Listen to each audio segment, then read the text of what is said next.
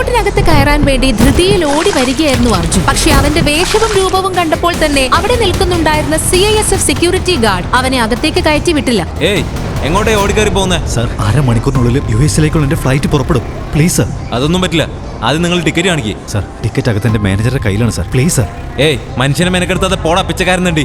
ഇത് എയർപോർട്ടാ, അല്ലാതെ bus stand അല്ല. സ്ഥലം വിടാൻ നോക്ക്.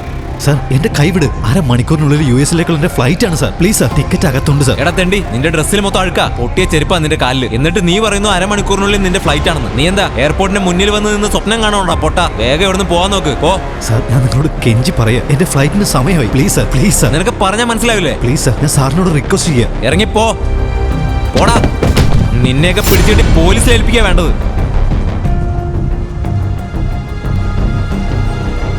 ഹലോ. പെട്ടെന്നായിരുന്നു നഗരത്തിലെ സമ്പന്ന കുടുംബത്തിലെ അംഗവും അർജുന്റെ ഭാര്യയുമായ പ്രയാഗ അവിടേക്ക് വന്നത്. അർജുനെ സെക്യൂരിറ്റി പിടിച്ച് തള്ളിയിടുന്നത് പ്രയാഗ ഞെട്ടലോടെ നോക്കി നിന്നു. അർജുനും പ്രയാഗയും പേരിന് മാത്രം ഭാര്യ ഭർത്താക്കന്മാരായി കഴിയുന്നവരായിരുന്നു അവർ. കാരണം അവരുടെ കല്യാണം പ്രയാഗയുടെ മുത്തശ്ശന്റെ നിർബന്ധം കൊണ്ട് മാത്രം നടന്നതായിരുന്നു. അതിനുശേഷം അർജുൻ പ്രയാഗയുടെ വീട്ടിൽ ഒരു വേലക്കാരനെ പോലെയും കാവൽക്കാരനെയും പോലെ മാത്രമായിരുന്നു ജീവിച്ചത്. മിസ്റ്റർ സെർവൻ, നീ ഇവിടെ എന്ത് ചെയ്യാനാടാ വന്നത്? നിനക്കറിയില്ലേ, ഇന്നിവിടെ എനിക്ക് വളരെ വേണ്ടപ്പെട്ട ഒരു ഇൻവെസ്റ്റർ വരുന്നുണ്ടെന്നും അയാളെ വെൽക്കം ചെയ്യാൻ എനിക്കിവിടെ വരണമെന്നും.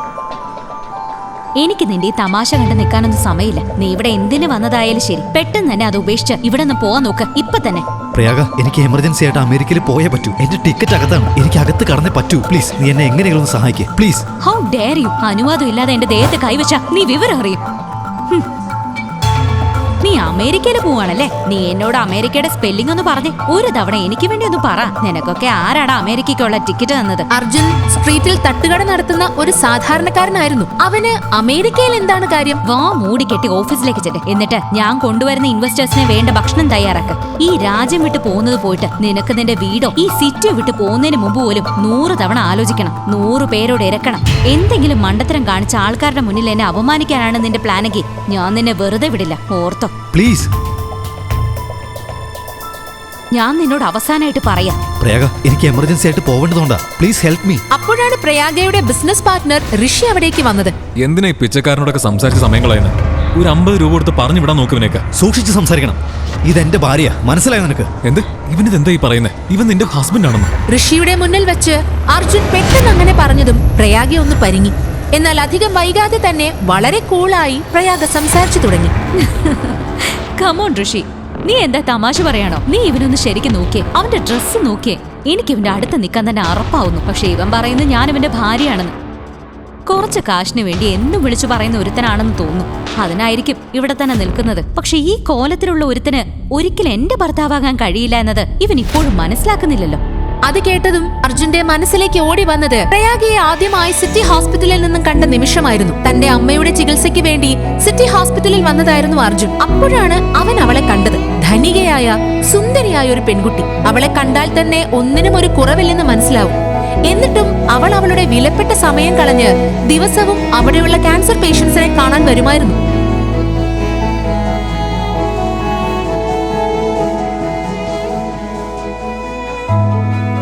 പ്രയാഗയെ അവന് നന്നേ ബോധിച്ചു. പ്രയാഗ അവിടെയുള്ള എല്ലാ പേഷ്യൻസിനും തന്റെ സ്നേഹവും കരുതലും വീതിച്ചു നൽകി. ഇത് കണ്ട അർജുന് അവളോട് എന്തെന്നില്ലാത്തൊരടുപ്പവും സ്നേഹവും തോന്നാൻ തുടങ്ങി. അവൻ ആ നിമിഷം തന്നെ അവളെ അവന്റെ മനസ്സിൽ പ്രതിഷ്ഠിച്ചു. പക്ഷെ അവൻ അറിയുന്നുണ്ടായിരുന്നില്ല അവൻ ആ സൗഭാഗ്യം യഥാർത്ഥത്തിൽ ലഭിക്കാൻ പോവുകയാണ് എന്നത്.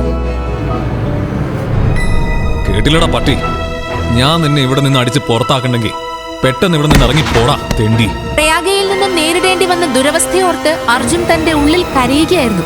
അർജുൻ അവിടെ നിന്നും പോകാമെന്ന് ആലോചിച്ച് എഴുന്നേൽക്കുമ്പോഴായിരുന്നു കറുത്തൊരു ആഡംബരക്കാർ അവിടേക്ക് വന്നെത്തിയത്. നഗരത്തിലെ തന്നെ ഏറ്റവും വലിയ ബിസിനസ്മാൻ നിതിൻ വർമ്മയായിരുന്നു അതിൽ നിന്നും പുറത്തിറങ്ങിയതും അർജുൻ അവിടെ നിൽക്കുന്നത് അയാൾ ശ്രദ്ധിച്ചു.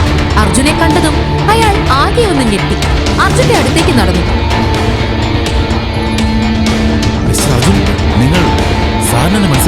നിതിൻ വർമ്മയെ അറിയാത്തവരായി ആരും ഉണ്ടായിരുന്നില്ല ആ നാട്ടിൽ. പ്രയാഗയ്ക്കും അയാളെ കണ്ട മാത്രയിൽ തന്നെ മനസ്സിലായി. പക്ഷെ അയാൾ അർജുനോട് സംസാരിക്കുന്നത് കണ്ട് പ്രയാഗയും ഋഷിയും ഒന്ന് ഞെട്ടി. നിതിൻ വർമ്മയെ പോലുള്ള ഇത്രയും വലിയൊരാൾക്ക് ഈ പിച്ചക്കാരനെ എങ്ങനെ പരിചയം? ഞാനും അത് തന്നെ ആലോചിച്ചുകൊണ്ടിരുന്നത്.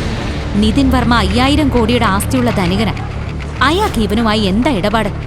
എനിക്ക് ഉറപ്പാ ഇവൻ അയാളുടെ ഡ്രൈവർ ആയിരിക്കും. ഹലോ, നിങ്ങൾ പെട്ടെന്നൊന്ന് ഇങ്ങോട്ട് വരും, ഇമ്മീഡിയറ്റ്ലി. നിതിൻ വർമ്മയോട് ഇരുന്ന് അവൻ എയർപോർട്ടിനകത്തേക്ക് പോയിട്ടുണ്ട്. പക്ഷെ അകത്ത് പോയി അവൻ എന്താ ചെയ്യാന്ന് മനസ്സിലാവാതെ.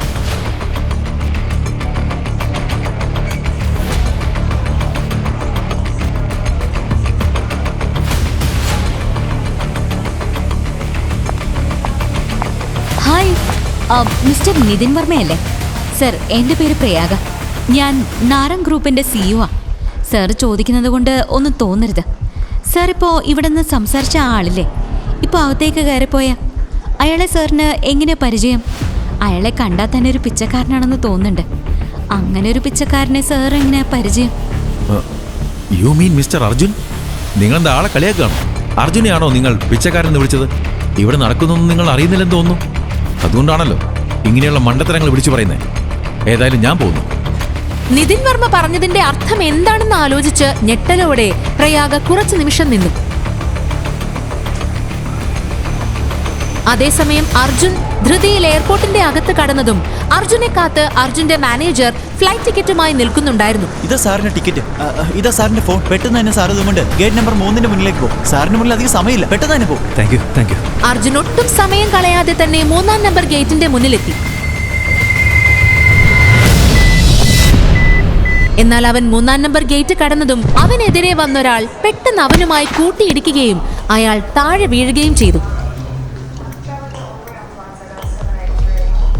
സാർ, നിങ്ങൾ ഓക്കെ അല്ലേ? നിനക്കെന്താ കണ്ണു കണ്ടൂടെ? ഇത് എയർപോർട്ടാണ്, അല്ല നിന്റെ കോളനിയിലെ പാർക്കല്ല.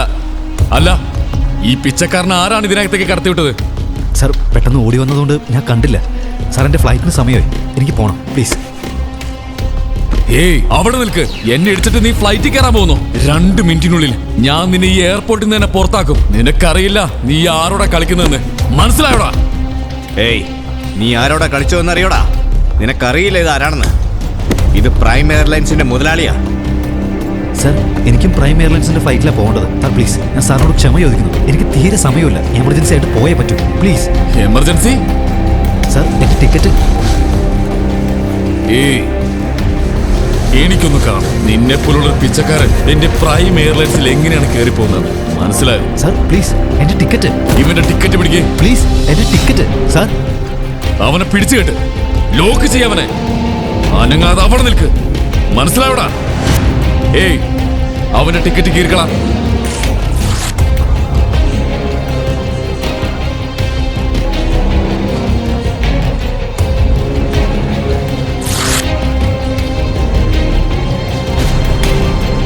നിനക്കൊക്കെ ഇത് ഇവിടെ ഇരുന്ന് കണ്ടു നിൽക്കാനേ പറ്റൂ. വാ, നമുക്ക് പോവാം. തന്റെ ടിക്കറ്റ് കീറിക്കളഞ്ഞു എന്ന് തിരിച്ചറിഞ്ഞതും അർജുന്റെ ഭാവം മാറി. അർജുൻ തന്റെ മുഖമുയർത്തി. അതുവരെയില്ലാത്ത ഒരാത്മബലത്തോടെ രാകേഷ് വർമ്മയുടെ ബോഡി ഗാർഡുകളെ അർജുൻ കുടഞ്ഞെറിഞ്ഞു.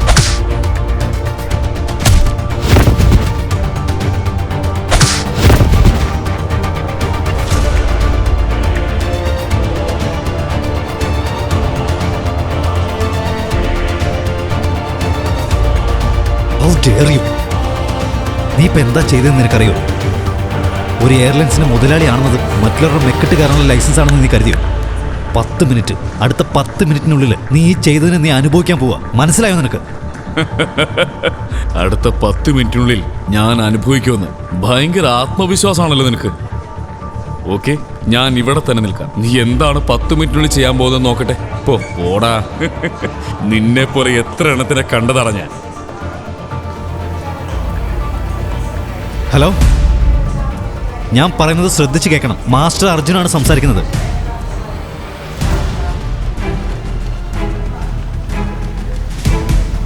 യാത്രക്കാരുടെ പ്രത്യേക ശ്രദ്ധയ്ക്ക് പ്രൈം എയർലൈൻസിന്റെ സേവനം താൽക്കാലികമായി റദ്ദ് ചെയ്യപ്പെട്ട വിവരം നിങ്ങളെ ഏവരെയും വ്യസന സമേതം അറിയിക്കുന്നു. ഇതിനെ തുടർന്ന് യാത്രക്കാർക്കുണ്ടാകുന്ന ബുദ്ധിമുട്ടിൽ ഞങ്ങൾ ഖേദം പ്രകടിപ്പിക്കുന്നു. മിസ്റ്റർ,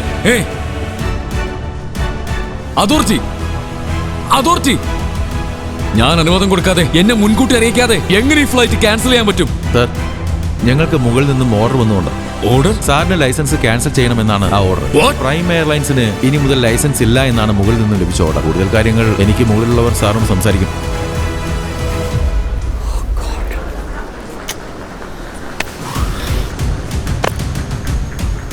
ഞാൻ പറഞ്ഞില്ലേ 10 മിനിറ്റിനുള്ളിൽ നിങ്ങൾ അനുഭവിക്കുമെന്ന്. നിന്റെ എയർലൈൻ തന്നെ ഇല്ലാതാക്കി, തന്നെ ഒന്നും അല്ലാതെയാക്കി. പക്ഷേ നീ ഒരു സാധാരണക്കാരനല്ലേ? നിനക്ക് ഇങ്ങനെയൊക്കെ എങ്ങനെ ചെയ്യാൻ കഴിഞ്ഞു? ഞാൻ കോടികളുടെ ആസ്തിയുള്ള ആളാണ്. എന്റെ കയ്യിൽ പവറുണ്ട്. അങ്ങനെ ഒരു എയർലൈൻ കമ്പനിയെ പെട്ടെന്ന് നിരോധിക്കണമെങ്കിൽ പ്രധാനമന്ത്രിയുടെ പ്രത്യേക ഓർഡർ അടക്കം വേണം. പക്ഷെ ഒരൊറ്റ കോൾ കൊണ്ട് നീ എങ്ങനെ? ഇപ്പം നിന്റെ എയർലൈൻ മാത്രമേ ബാൻ ചെയ്തിട്ടുള്ളൂ. പക്ഷെ നീ നിന്റെ ഫ്രോഡ് പണി ചെയ്തുണ്ടാക്കിയ കള്ളപ്പണമില്ലേ സ്വിസ് ബാങ്കിൽ നിക്ഷേപിച്ചത്? എന്താ മറന്നുപോയോ? എന്നാ അത് നീ മറന്നേക്ക്.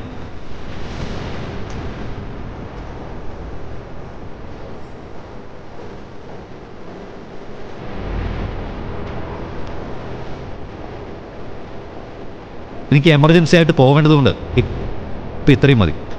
നീ എൻ്റെ കൈ അകലത്ത് തന്നെ കണ്ടാ താൻ വിവരം അറിയും.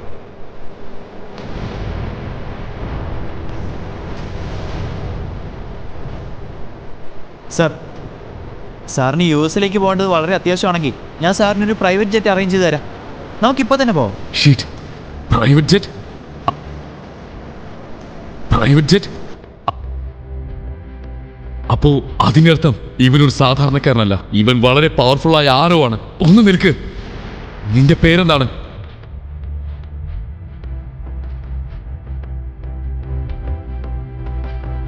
നീ ആരാണ്?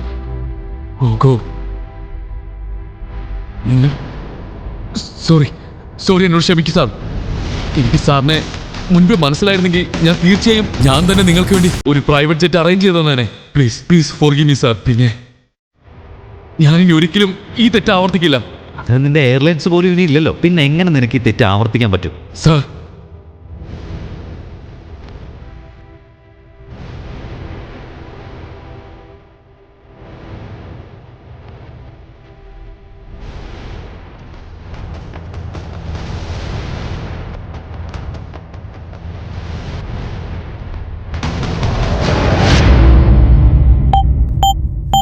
പക്ഷെ അപ്പോഴായിരുന്നു അർജുന് US നിന്നും ഒരു കോൾ വന്നത്. ഹലോ അർജുൻ സാർ ഇപ്പൊ US വരേണ്ട ആവശ്യമില്ല. ഇവിടുത്തെ കാര്യങ്ങൾ ഞാൻ നോക്കിക്കോളാം. വലിയ മുതലാളി ഇപ്പോൾ അപകടനില തരണം ചെയ്തിട്ടുണ്ട്. ഞാൻ എത്രയും പെട്ടെന്ന് തന്നെ മുതലാളിയും കൊണ്ട് ഇന്ത്യയിലേക്ക് വരാം. Thank God. ഞാൻ ആകെ പേടിച്ചു പോയിരുന്നു. കാര്യങ്ങൾ അപ്പോൾ പിന്നെ അറിയിക്കണം കേട്ടോ. Okay sir.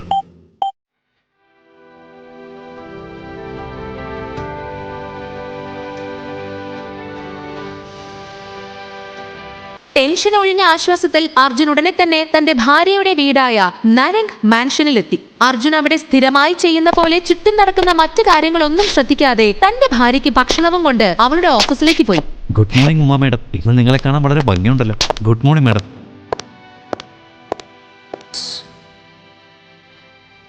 എന്തു പറ്റി? എന്തെല്ലാവരും ടെൻഷനോടെ ഇരിക്കുന്നത്? നീ ഫുൾ ടൈം വീട്ടിലെ ജോലി ചെയ്തിരിക്കുന്ന അല്ലാതെ ഇവിടെ നടക്കുന്ന കാര്യങ്ങളൊന്നും അറിയുന്നില്ലേ? ന്യൂസ് ഒന്നും കാണുന്നില്ലേ? ഇത്രയും വലിയ ബിസിനസ് കുടുംബത്തിലെ മരുമകനായിട്ടും നീ ബിസിനസിനെ പറ്റി ഒന്നും ശ്രദ്ധിക്കാറില്ലേ? എന്താ സംഭവിച്ചത്? എനിക്കൊന്നും മനസ്സിലാവുന്നില്ല. ദാ നോക്ക്, ഋഷി പ്രയാഗയുടെ ബിസിനസ് പാർട്ണറാണ്. ഋഷിക്ക് പ്രയാഗയെ കല്യാണം കഴിക്കണമെന്ന് അതിയായ ആഗ്രഹമുണ്ടായിരുന്നെങ്കിലും പ്രയാഗയുടെ മുത്തശ്ശൻ മരിക്കുന്നതിന് മുൻപായി റോഡരികിൽ കച്ചവടം ചെയ്യുന്ന സാധാരണക്കാരനായ അർജുനെ കൊണ്ട് പെട്ടെന്ന് തന്നെ അവളെ വിവാഹം കഴിപ്പിക്കുകയായിരുന്നു. അവൻ വെറുമൊരു തട്ടുകട നടത്തുന്ന ഒരു സാധാരണക്കാരനായിരുന്നു. അതിനുശേഷം പ്രയാഗയുടെ അച്ഛൻ മഹാദേവൻ ആ കമ്പനി ഏറ്റെടുക്കാൻ ശ്രമിച്ചെങ്കിലും അയാൾക്ക് കമ്പനിയെ നല്ല രീതിയിൽ നോക്കി നടത്താൻ കഴിഞ്ഞില്ല. കമ്പനി കനത്ത നഷ്ടത്തിലേക്ക് വീണത് മഹാദേവനെ ആകെ തളർത്തി. അയാൾ രോഗശയ്യയിലായി. അതുകൊണ്ട് തന്നെ പ്രയാഗയ്ക്ക് ചെറുപ്രായത്തിലെ തന്നെ ബിസിനസ് ഏറ്റെടുക്കേണ്ടി വന്നു. ഇതേസമയം ഋഷി തന്റെ അച്ഛന്റെ സുഹൃത്തായ ശേഖരൻ അങ്കിളിനെ കൊണ്ട് നഷ്ടത്തിലായ കമ്പനിയെ സഹായിക്കാനുള്ള റിക്വസ്റ്റ് നടത്താനുള്ള തയ്യാറെടുപ്പിലായിരുന്നു. എന്നാൽ സർക്കാരിൽ നിന്നുള്ള ടെൻഡർ ലഭിക്കാത്തതുകൊണ്ട് കമ്പനി തകരുന്നു എന്ന വാർത്ത പരന്നപ്പോൾ അയാളും ആ ഉദ്യമത്തിൽ നിന്നും പിന്മാറി. പ്രയാഗ എന്ത് ചെയ്യണമെന്നറിയാതെ നിന്നു. അവൾക്ക് ഏത് വിധേനയും ഈ കമ്പനിയെ രക്ഷിച്ചേ മതിയാകുമായിരുന്നുള്ളൂ. ടെൻഡർ നമുക്ക് കിട്ടാത്തതുകൊണ്ട് തന്നെ നമ്മുടെ മിക്ക ഇൻവെസ്റ്റേഴ്സും പിന്മാറി. മാഡി ബാലൻസ് ഷീറ്റ് നോക്ക്, ഇതിലൊന്നുമില്ല. അവർക്ക് ഇനി ഒരിക്കലും നമ്മുടെ മുകളിൽ വിശ്വാസം ഉണ്ടാവില്ല. ഇങ്ങനെ പോവുകയാണെങ്കിൽ കമ്പനി ഉടനെ തന്നെ അടച്ചുപൂട്ടേണ്ടി വരും. ഇല്ല, ഒരിക്കലുമില്ല. അങ്ങനെയൊന്നും ഒരിക്കലും സംഭവിക്കാൻ പാടില്ല. ഞാൻ ഒരിക്കലും അനുവദിക്കില്ല. ഈ കമ്പനി ഇത് വെറും കമ്പനിയല്ല. എന്റെ മുത്തശ്ശൻ അദ്ദേഹത്തിന്റെ രക്തവും വിയർപ്പും കൊടുത്ത് കെട്ടിപ്പടുത്തതാ നരംഗ് ഗ്രൂപ്പ്. മാത്രമല്ല, നമ്മുടെ രാജ്യത്ത് മാത്രമല്ല, വിദേശത്തും നമുക്കൊരു പേരും പെരുമയുണ്ട്. ഇതെന്റെ മുത്തശ്ശന്റെ സ്വപ്നമായിരുന്നു. ചെറിയൊരു തെറ്റിന്റെ പേരിൽ ഈ കമ്പനി അടച്ചുപൂട്ടാൻ, എന്റെ മുത്തശ്ശന്റെ സ്വപ്നം തകർക്കാൻ ഞാൻ ഒരിക്കലും സമ്മതിക്കില്ല. We have to do something. എനിക്ക് ഈ കമ്പനി നഷ്ടപ്പെടുത്താൻ കഴിയില്ല. എനിക്ക് വേറെ മാർഗമില്ല. ആരെങ്കിലും എന്തെങ്കിലുമൊക്കെ ചെയ്യ് പ്ലീസ്. നിങ്ങൾക്ക് ആർക്കെങ്കിലും എന്തെങ്കിലും ഒരു ഐഡിയ ഉണ്ടാവില്ലേ? എന്തെങ്കിലും ഒരു സൊല്യൂഷൻ കാണാൻ പറ്റില്ലേ? ആരെങ്കിലും ഒരു വഴി പറയൂ പ്ലീസ്. പ്രയാഗ മോളുടെ മുത്തശ്ശന്റെ സമയത്ത് നമ്മൾ അസോസിയേറ്റ് ചെയ്തൊരു കമ്പനി ഉണ്ടായിരുന്നു. അവരുടെ കൂടെ ചേർന്ന് നമ്മൾ ബിസിനസ് ചെയ്തിരുന്നു. പക്ഷെ പിന്നീട് ഋഷിയുടെ ഒക്കെ നിർദ്ദേശപ്രകാരം നമ്മൾ അവരുമായി ചേർന്ന് ബിസിനസ് ചെയ്യുന്നത് നിർത്തി. എന്നാൽ മോളൊരു വാക്ക് പറയുകയാണെങ്കിൽ നമുക്ക് വീണ്ടും അത് ആലോചിക്കാവുന്നതാണ്. നോ, എനിക്ക് ഒരിക്കലും അതൊരു നല്ല ഓപ്ഷനായിട്ട് തോന്നുന്നില്ല. അത് വേണ്ട. മാത്രമല്ല ഇപ്പോഴത്തെ നമ്മുടെ അവസ്ഥ അറിയുമ്പോൾ അവർ നമ്മുടെ കൂടെ സഹകരിക്കാനും സാധ്യതയില്ല. നമുക്ക് വേറെ ഓപ്ഷൻസ് നോക്കാം രോഹൻ. നമുക്ക് വേറെ എന്തൊക്കെ ഓപ്ഷൻസാ ഉള്ളതെന്ന് നോക്കാം. ആ സമയം കൊണ്ട് നമുക്ക് എന്താ ചെയ്യാൻ പറ്റുക? നാരായണൻ അങ്കിൾ പറഞ്ഞത് ഋഷി ഒട്ടും ചെവിക്കൊണ്ടില്ല. നാരായണൻ പ്രയാഗയുടെ മുത്തശ്ശന്റെ വിശ്വസ്തനായിരുന്നു. എന്നാൽ ഇന്ന് അദ്ദേഹത്തെ പേരിന് മാത്രമുള്ള ഒരു കമ്പനി അഡ്വൈസറായി ഒതുക്കിയിരിക്കുകയാണ്. നാരൻ ഗ്രൂപ്പിന്റെ ഷെയർ കൂപ്പുകുത്തി വീഴുന്നത് സാമ്പത്തിക രംഗത്ത് തന്നെ ആകെ ചലനം സൃഷ്ടിച്ചിരിക്കുകയാണ്. ഇനി ഒരിക്കലും തിരിച്ചുവരാൻ പറ്റാത്ത വീഴ്ച എന്ന നിലയിലാണ് വിദഗ്ധർ ഇതിനെ നോക്കിക്കാണുന്നത്. Yes madam. ഞാൻ ഫയലുമായിട്ട് ഇപ്പൊ തന്നെ അവിടേക്ക് വരാം മാഡം.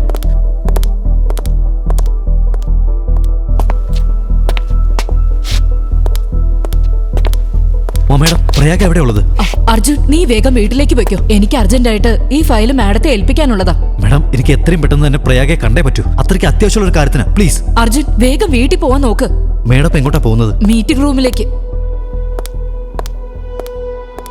ഉമ മീറ്റിംഗ് റൂമിനകത്തേക്ക് പോയതും അവരുടെ പിന്നാലെ തന്നെ അർജുനും ആ റൂമിന്റെ അകത്ത് കടന്നു. എന്നാൽ അർജുനെ അവിടെ കണ്ടതും അവിടെ ഇരുന്നവരുടെ മുഖം മാറി. അവർക്കാർക്കും അതിഷ്ടപ്പെട്ടില്ല. പ്രയാഗ, നിന്റെ ഇപ്പോഴത്തെ പ്രശ്നത്തെ പറ്റി ഒരു കാര്യം എനിക്ക് നിന്നോട് സംസാരിക്കാനുണ്ട്. അത്യാവശ്യം. അർജുൻ, ഞാൻ ആകെ ടെൻഷനില്ല. എനിക്ക് ഈ മീറ്റിംഗ് വളരെ പ്രധാനപ്പെട്ടതാ. നിന്നോട് തമാശ പറഞ്ഞിരിക്കാൻ എനിക്കിപ്പോ സമയമില്ല. വേഗം പോവാൻ നോക്ക്. വെറും 5 മിനിറ്റ് മാത്രം മതി പ്രയാഗ. വെറും 5 മിനിറ്റ്. നിന്റെ ഇത്തരം ലൂസ് ടോക്കിന് തരാൻ എന്റെ കയ്യിൽ 5 മിനിറ്റ് ഇല്ല. 5 മിനിറ്റിനുള്ളിൽ നിന്റെ പ്രശ്നത്തിന്റെ പരിഹാരം ഞാൻ കണ്ടെത്തി തരാം. ഇവിടെ മീറ്റിംഗ് നടക്കുക. സ്വന്തം നിലയും വിലയും ഓർക്കാതെ കേറി വന്നത് കണ്ടില്ലേ തെണ്ടി. ഓ, ഇനി മേല കമ്പനി കാര്യങ്ങളിൽ ചുമ്മാ കയറി എന്തെങ്കിലും അഭിപ്രായം പറഞ്ഞാലുണ്ടല്ലോ. ഓടാ. ആദ്യം ഇവനെ ഇവിടെ നിന്നും പിടിച്ച് പുറത്താക്കും. ഇവൻ കാരണം ഇതെല്ലാം സംഭവിച്ചത്. പ്രയാഗ, നീ എന്തെങ്കിലും ഒന്ന് ചെയ്യ് പ്ലീസ്. സെക്യൂരിറ്റി, ഇവനെ പിടിച്ച് പുറത്താക്ക്. സർ, ഇത് ഞാൻ നോക്കിക്കോളാം. സാർ മീറ്റിംഗിന്റെ അടുത്തേക്ക് വെക്കോ. വിടവനെ, വിട്. മാഡം, സാർ ഇയാളെ പിടിച്ച് പുറത്താക്കാനാ പറഞ്ഞു. ഇദ്ദേഹത്തെ വിടാനാ ഞാൻ പറഞ്ഞത്. നിങ്ങളെന്താ ഒരു കള്ളനെ പിടിച്ചു കിട്ടിയ പോലെ? ഇത് പ്രയാഗ മാഡത്തിന്റെ ഹസ്ബൻഡാ, നാരൻ ഗ്രൂപ്പിന്റെ അവകാശികളിൽ ഒരാള്. എന്താ അത് നിങ്ങൾ മറന്നുപോയോ? Thank you madam. മാഡം ഉള്ളതുകൊണ്ടാണ് ഈ കമ്പനി ഇങ്ങനെയെങ്കിലും മുന്നോട്ട് പോകുന്നത്. 5 മിനിറ്റിനുള്ളിൽ നിന്റെ പ്രശ്നത്തിന്റെ പരിഹാരം ഞാൻ കണ്ടെത്തി തരാം. അർജുൻ അകത്തു നിന്നും പറഞ്ഞ കാര്യം ഓർമ്മ വന്ന ഉമാ മാഡം അർജുനെയും കൊണ്ട് ഓഫീസിന്റെ മുകളിലേക്ക് പോയി. അർജുൻ, നീ എന്താ അകത്തു നിന്ന് ഓരോന്ന് പറഞ്ഞുകൊണ്ടിരുന്നത്? നിനക്ക് കമ്പനിയെ രക്ഷിക്കാൻ കഴിയുമെന്നോ? എങ്ങനെ? കമ്പനിയെ എങ്ങനെ രക്ഷിക്കാൻ കഴിയുന്നതിനെ പറ്റി ഇപ്പോൾ എനിക്ക് നിങ്ങളോട് തുറന്നു പറയാൻ പറ്റില്ല മാഡം. പക്ഷേ എനിക്ക് മാഡത്തിന്റെ കയ്യിൽ നിന്നും ചില ഹെൽപ്പ് ആവശ്യമുണ്ട്. എനിക്ക് കമ്പനിയെക്കുറിച്ച് കുറച്ച് ഡീറ്റെയിൽസ് വേണം. എന്ത് ഡീറ്റെയിൽസ്? എനിക്ക് ഷെയർ ഹോൾഡേഴ്സിനെ പറ്റിയും ഇൻവെസ്റ്റേഴ്സിനെ പറ്റിയുള്ള ഡീറ്റെയിൽസ് വേണം. പിന്നെ ബാലൻസ് ഷീറ്റ് കാണണം. ബാക്കി കാര്യങ്ങൾ അത് കഴിഞ്ഞ ശേഷം പറയാം. അകത്ത് എന്ത് തന്നെ നടന്നാലും അവിടെയുള്ള ഒരു സ്റ്റാഫ് നിന്നെ സഹായിക്കാൻ തയ്യാറാവുമെന്ന് എനിക്ക് തോന്നുന്നില്ല. പക്ഷെ ഒരാളുണ്ട്, അയാൾക്ക് ഒരുപക്ഷെ നിങ്ങളെ സഹായിക്കാൻ കഴിഞ്ഞേക്കും. പക്ഷേ നിനക്കത് ഓക്കെ ആണെങ്കിൽ മാത്രം. ആരാള്? Narayanan sir, I think he can help you. അദ്ദേഹം പ്രയാഗയുടെ മുത്തച്ഛന്റെ വളരെ അടുത്ത ആളായിരുന്നു. പക്ഷേ എപ്പോ ഋഷി ആ ഓഫീസിൽ കാലുകുത്തിയോ അന്ന് തൊട്ട് അവൻ അദ്ദേഹത്തെ ഒതുക്കി. പിന്നെ അദ്ദേഹം ഒരു ചെയിൻ സ്മോക്കറാ. ഓരോ മണിക്കൂറിലും അദ്ദേഹം ഇവിടേക്ക് പുക വലിക്കാൻ വേണ്ടി വരും. നീ അദ്ദേഹത്തെ കാത്ത് ഇവിടെ തന്നെ നിന്നോ. എങ്ങനെയെങ്കിലും അദ്ദേഹത്തോട് സംസാരിക്കാൻ ശ്രമിക്കൻ, കൺവിൻസ് ചെയ്യാൻ ശ്രമിക്കൻ. ഞാൻ തിരിച്ചു പോട്ടെ, ഒത്തിരി ജോലി ബാക്കിയുണ്ട്. ഓക്കെ. അർജുൻ അവിടെ തന്നെ നാരായണൻ സാർ വരുന്നത് നോക്കി നിന്നു. അതേസമയം തന്നെ അർജുൻ തന്റെ ഫോണിലായി ആരെയോ വിളിക്കുകയും ചെയ്യുന്നുണ്ടായിരുന്നു.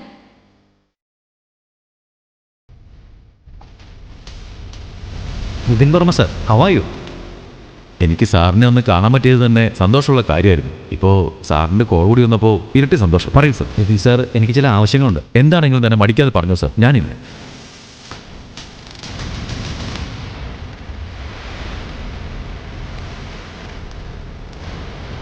സാർ, ഞാൻ പറഞ്ഞതുപോലെ തന്നെ ചെയ്യും. എന്നിട്ട് എന്നെ വിളിക്കും. ശരി, ബൈ.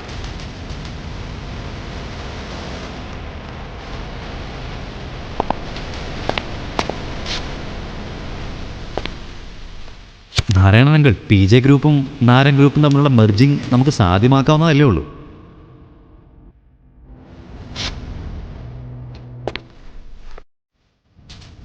PJ ഗ്രൂപ്പ് നിനക്കെങ്ങനെയാ ഈ വിവരങ്ങളൊക്കെ അറിയുക? PJ ഗ്രൂപ്പ് മുമ്പ് നമ്മൾ അസോസിയേറ്റ് ചെയ്തിരുന്ന കമ്പനിയാ. നിനക്കിതിനെ പറ്റിയൊക്കെ എന്തറിയാം? എന്നാൽ അതിനുശേഷം അർജുൻ സംസാരിച്ച കാര്യങ്ങൾ കേട്ട് നാരായണൻ അക്ഷരാർത്ഥത്തിൽ ഞെട്ടുകയായിരുന്നു. ഉടൻ തന്നെ തന്റെ സിഗരറ്റ് തിരികെ വെച്ച് നാരായണൻ അർജുനെയും കൊണ്ട് കോൺഫറൻസ് റൂമിലേക്ക് പോയി. ഈ പിച്ചക്കാരൻ തണ്ടി വീണ്ടും എന്തിനാ ഇവിടേക്ക് കൂട്ടിക്കൊണ്ടുവന്ന്? സൂക്ഷിച്ച് സംസാരിക്കുക ഋഷി. പ്രയാഗമോളെ, അർജുന് പറയാനുള്ളത് എന്താണെന്ന് നമ്മളെല്ലാവരും കേൾക്കണം. ഇവന് നമ്മളോടെന്തോ പറയാനുണ്ട്. ഇവന്റെ കയ്യിലൊരു പരിഹാരമുണ്ട്. പരിഹാരോ? തെരുവിൽ കച്ചവടം ചെയ്യുന്ന ഇവന്റെ കയ്യിലോ? ഋഷി, നിന്റെ പ്രായത്തിൽ കൂടുതൽ എക്സ്പീരിയൻസ് എനിക്ക് കമ്പനിയിലുണ്ട്, അത് നീ മറക്കരുത്. നാരായണൻ അങ്കിൾ അങ്ങനെ പറയുന്നത് കേട്ടതും പ്രയാഗ എന്തോ ഓർത്തു. അവൾക്ക് തന്റെ മുത്തശ്ശൻ മുൻപ് പറഞ്ഞ ചില കാര്യങ്ങൾ ഓർമ്മ വന്നു. പ്രയാഗമോളെ, അർജുൻ നിനക്ക് കിട്ടാവുന്നതിൽ വെച്ച് ഏറ്റവും നല്ലൊരു ജീവിത പങ്കാളിയായിരിക്കും. പിന്നെ ഒരു കാര്യം എപ്പോഴും ഓർമ്മയിൽ വെക്കുക, നിനക്കൊരു പ്രശ്നം വരുമ്പോ, നമ്മുടെ കമ്പനിക്കൊരു പ്രശ്നം വരുമ്പോ വേറെ ആരും കൂടെ നിന്നില്ലെങ്കിലും അർജുൻ നിന്റെ കൂടെ നിൽക്കും. അർജുന് നിന്നെ സഹായിക്കാൻ കഴിയും. നിങ്ങൾ എന്തായി പറഞ്ഞു വരുന്നേ? എല്ലാവരും ഒന്നും മിണ്ടാതിരിക്കെ, കുറച്ച് സമാധാനം തരൂ. ഋഷി, നിന്നോട് കൂടിയാ. ഇപ്പോഴും ഈ കമ്പനിയുടെ മേധാവി ഞാനാ. തീരുമാനങ്ങൾ എടുക്കാനുള്ള അധികാരവും എനിക്കാ. ഞാൻ അത് എടുക്കുകയും ചെയ്യും. അർജുൻ, നിനക്ക് എന്താ പറയാനുള്ളതെന്ന് വെച്ചാ പറയും. വരൂ അർജുൻ, ഇവിടെ ഇരിക്കൂ. എല്ലാത്തിനും മുമ്പ് എനിക്ക് കമ്പനിയുടെ ഷെയർ ഹോൾഡേഴ്സിൻ്റെയും ഇൻവെസ്റ്റേഴ്സിൻ്റെയും ഡീറ്റെയിൽസ് വേണം. ബാലൻസ് ഷീറ്റ് കാണണം. അതിനുശേഷം മാത്രമേ എന്തെങ്കിലും പറയാൻ കഴിയും. പ്രയാഗ, ഇത് ഭയങ്കര ഓവറാണ്. നമ്മൾ എന്തിനാ ഇയാളോട് നമ്മുടെ കമ്പനി ഡീറ്റെയിൽസ് ഒക്കെ ഷെയർ ചെയ്യുന്നത്? അർജുൻ, ലാപ്ടോപ്പ് കൊടുക്ക് പ്ലീസ്.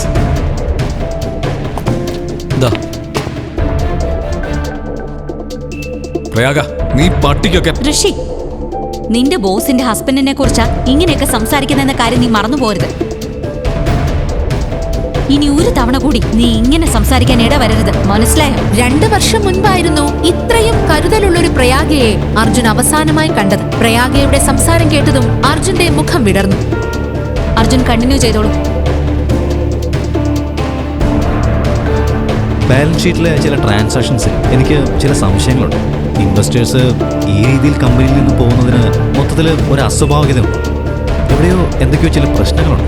ഇവൻ എന്തൊക്കെയാ പറയുന്നത്? വായിൽ തോന്നിയത് എന്തോ അങ്ങോട്ട് വിളിച്ചു പറയാനാണോ? ചുമ്മാ ഓർന്ന് വിളിച്ച് പറയാൻ നിൽക്കരുത്. നഷ്ടപ്പെട്ട ഷെയർ എങ്ങനെ തിരിച്ചു പിടിക്കാന്ന് പറ. നമ്മൾ നമ്മുടെ കമ്പനിയുടെ മുഴുവൻ ഷെയറുമാണ്. സിമ്പിൾ. അടിപൊളി. ഇതുവരെ ആരും പറയാതെ കിടിലിനടിയ. നീ എന്താണ് വിചാരിച്ചു വെച്ചിരിക്കുന്നത്? റോഹൻ, അല്ല, ഇവരെന്താ വിചാരിച്ചു വെച്ചിരിക്കുന്നത്? നമുക്കെന്താ ആ വഴിയെ പറ്റി അറിയാനാണോ? ദേഷ്യപ്പെടാതെ അർജുൻ. നമ്മുടെ കയ്യില് എവിടെ നിന്ന് അത്രയും പണം? ഒരു മിനിറ്റ്, വെറും 1 മിനിറ്റ്. ഇത്രയും പറഞ്ഞുകൊണ്ട് അർജുൻ അവിടെ നിന്നും എഴുന്നേറ്റു. ശേഷം തന്റെ ഫോൺ എടുത്ത് ഒരു നമ്പറിലേക്ക് ഡയൽ ചെയ്തു. എന്നാൽ ഫോണിൽ അർജുൻ സംസാരിക്കുന്ന കാര്യം കേട്ട് അവിടെയുള്ളവരെല്ലാം ഞെട്ടിത്തരിക്കുകയായിരുന്നു. ഋഷിക്കും രോഹനും അത് തീരെ ഉൾക്കൊള്ളാനോ വിശ്വസിക്കാനോ കഴിഞ്ഞില്ല. മിസ്റ്റർ ഗോവിന്ദ്, ഞാൻ പറയുന്നത് ശ്രദ്ധിച്ച് കേൾക്കണം. ആദ്യത്തെ കാര്യം, PJ ഗ്രൂപ്പിൽ നിന്നും നാരൻ ഗ്രൂപ്പിലേക്ക് $5000 കോടി ട്രാൻസ്ഫർ ചെയ്യണം. രണ്ടാമത്തെ കാര്യം, PJ ഗ്രൂപ്പും നാരൻ ഗ്രൂപ്പും മെർജ് ചെയ്യണം. പിന്നെ അവസാനത്തെ കാര്യം, കപൂർ ഗ്രൂപ്പിന്റെ മുഴുവൻ ഷെയറുകളും വാങ്ങും ഇപ്പൊ തന്നെ. അർജുൻ ഇത്രയും വലിയ കാര്യങ്ങൾ സംസാരിക്കുന്നത് കേട്ട് പ്രയാഗ ഒന്ന് ഞെട്ടി. വീട്ടിൽ അടുക്കള ജോലി ചെയ്യുന്ന തന്റെ ഭർത്താവ് PJ ഗ്രൂപ്പ് പോലെയുള്ള ഒരു വമ്പൻ കമ്പനിയുമായി തന്റെ കമ്പനിയെ മെർജ് ചെയ്യുമെന്നൊക്കെ പറഞ്ഞത് പ്രയാഗയ്ക്ക് ഒട്ടും വിശ്വസിക്കാൻ കഴിഞ്ഞില്ല. പ്രയാഗ അർജുനോടായി ചോദിച്ചു, അർജുൻ, സത്യത്തിൽ നീ ആരാ? Breaking news. ഇത് ഒരു അത്ഭുത വാർത്ത. നിങ്ങൾക്ക് മുന്നിൽ എക്സ്ക്ലൂസീവായി PJ ഗ്രൂപ്പ് എന്ന ബിസിനസ് രംഗത്തെ അതികായർ നാരൻ ഗ്രൂപ്പുമായി മെർജ് ചെയ്യാൻ പോകുന്നതായി വാർത്ത. ഈ മെർജിങ്ങോടുകൂടി തകർച്ചയിലായിരുന്ന നാരൻ ഗ്രൂപ്പ് ബിസിനസ് രംഗത്ത് 1ാം സ്ഥാനത്തേക്ക് വന്നിരിക്കുകയാണ്. ഇതോടുകൂടി നാരൻ ഗ്രൂപ്പിന്റെ ഷെയർ പ്രൈസുകൾ കുത്തനെ ഉയർന്നിരിക്കുകയാണ്. ലോകത്തെ ഏറ്റവും വലിയ കമ്പനികളിലൊന്നായ PJ ഗ്രൂപ്പുമായാണ് ലയിക്കുന്നത് എന്നത് നാരൻ ഗ്രൂപ്പിന്റെ തലവര തന്നെ മാറ്റിമറിച്ചിരിക്കുകയാണ്. പ്രയാഗയ്ക്ക് തന്റെ ചോദ്യത്തിന്റെ ഉത്തരം അർജുനിൽ നിന്നും ലഭിച്ചു. യഥാർത്ഥത്തിൽ എന്തൊക്കെ രഹസ്യങ്ങളാണ് അർജുന് പിന്നിൽ മറഞ്ഞിരിക്കുന്നത്? PJ ഗ്രൂപ്പും അർജുനും തമ്മിലുള്ള ബന്ധം എന്താണ്? റോഡരികിൽ കച്ചവടം ചെയ്യുന്ന സാധാരണക്കാരനായ അർജുൻ നരൻ ഗ്രൂപ്പിന് ഒരു നിമിഷം കൊണ്ട് $5000 കോടി ട്രാൻസ്ഫർ ചെയ്തിരിക്കുന്നത്. തെരുവിൽ കച്ചവടം ചെയ്യുന്ന ഒരു സാധാരണക്കാരന് എങ്ങനെയാണ് ലോകത്തിലെ ഏറ്റവും വലിയ കമ്പനികളിൽ ഒന്നായ PJ ഗ്രൂപ്പിനെ നരൻ ഗ്രൂപ്പുമായി മെർജ് ചെയ്യാൻ സാധിച്ചത്?